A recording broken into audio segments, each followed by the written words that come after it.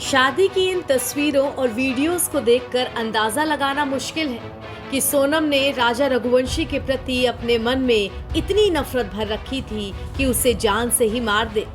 7 फेरे से लेकर शादी की दूसरी रस्मों तक सोनम खुश दिख रही है। हालांकि बीच बीच में उसके चेहरे को देखकर ये भी लगता है कि वो कुछ सोच में पड़ जाती है।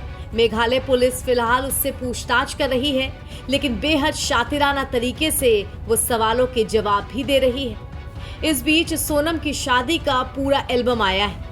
आइए आपको दिखाते हैं कि 7 फेरे से लेकर विदाई तक दुल्हन के चेहरे पर कैसे रिएक्शन थे। शादी के समय जब सिंदूर लगाने और मंगलसूत्र पहनाने की रस्म चल रही थी, तो सोनम थोड़ी गुमसुम थी और चुपचाप हर काम करती चली जा रही थी। वीडियो में दिख रहा है कि जब राजा ने उसे मंगलसूत्र पहनाया तो सोनम ने एक बार भी उसे हाथ नहीं लगाया कि खुद से भी उसे ठीक कर दे। मेघालय में हनीमून के दौरान राजा रघुवंशी की हत्या और सोनम की गुमशुदगी का मामला अब नए मोड़ तक पहुंच चुका है। सोशल मीडिया पर सोनम और राजा की शादी के सिंदूरदान के समय का एक वीडियो तेजी से वायरल हो रहा है। इसमें सोनम के हाव भाव पर सवाल उठ रहा है। वीडियो को लेकर लोग तरह तरह के सवाल कर रहे हैं। राजा रघुवंशी मर्डर केस ने सभी को चौंका दिया है। अब शादी के बाद उनकी रिसेप्शन पार्टी का भी एक वीडियो सामने आया है। इस वीडियो में देखा जा सकता है कि सोनम और राजा स्टेज पर खड़े हैं। दोनों एक दूसरे के हाथ भी थामे हैं। स्टेज पर मौजूद होस्ट दोनों से कुछ सवाल पूछता है। दोनों इन सभी सवालों का जवाब मुस्कुराते हुए देते हैं। बीच में सोनम हंसती भी है।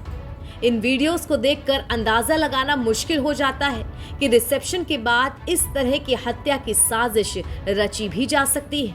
वहीं शादी से पहले दोनों परिवारों की तरफ से रोके की रस्म निभाई गई थी। सोनम के ससुर और राजा के पिता जब रस्म निभा रहे थे, तब ऐसा लग रहा था कि सोनम के दिमाग में कुछ चल रहा है, वो कुछ सोचती दिखी थी। सोनम और राजा रघुवंशी की शादी 11 मई को इंदौर में हुई थी।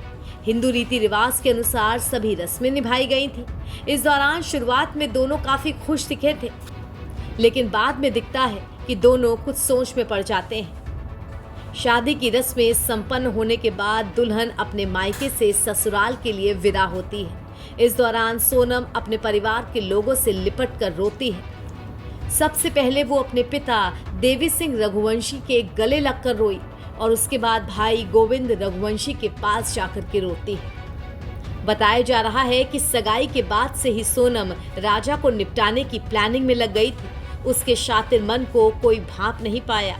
शादी की रस्मों के दौरान कई बार ऐसा लगा कि सोनम के मन में कुछ चल रहा है, मगर उस लेवल तक कोई सोच नहीं सकता था। फिर सोनम ने अचानक ही हनीमून की प्लानिंग की, जहां उसने राजा को अपने रास्ते से ही हटा दिया। NBT ऑनलाइन की रिपोर्ट।